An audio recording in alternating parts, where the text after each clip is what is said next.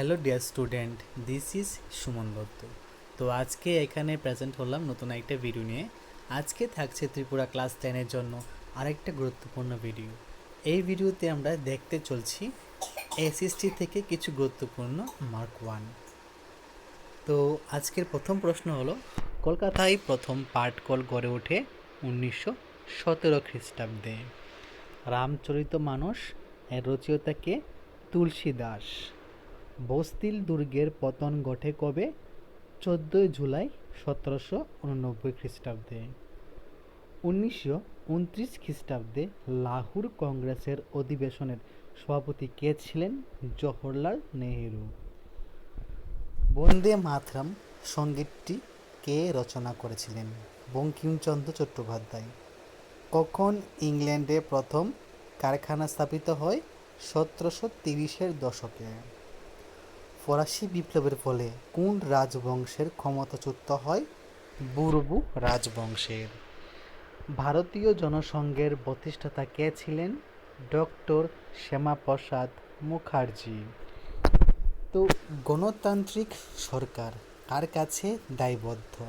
জনগণের কাছে। বেলজিয়াম কোথায় অবস্থিত? ইউরোপের মহাদেশে। দ্বৈত নাগরিকত্ব স্বীকৃতি আছে কোথায়? মার্কিন যুক্তরাষ্ট্রে। ভারতের ত্রিস্তর বিশিষ্ট পঞ্চায়েত ব্যবস্থা আছে। কয় স্তর? ত্রিস্তর। দ্য অরিজিন অফ পার্টাইস এই বইটি কার লেখা? রবার্ট মাইকেলের। ভারতে বহুদলীয় ব্যবস্থা বিদ্যমান। বেলজিয়ামে 40% মানুষ ফরাসি ভাষায় কথা বলে। শ্রীলঙ্কায় সামাজিক বিভেদের দুইটি প্রধান ভিত্তি হল ধর্ম ও ভাষা। কি?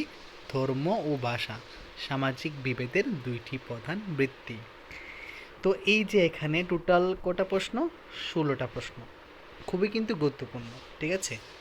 আমি চাইবো যে সবাই এই 16টা প্রশ্ন তোমাদের নোট খাতায় নোট ডাউন করে রাখো।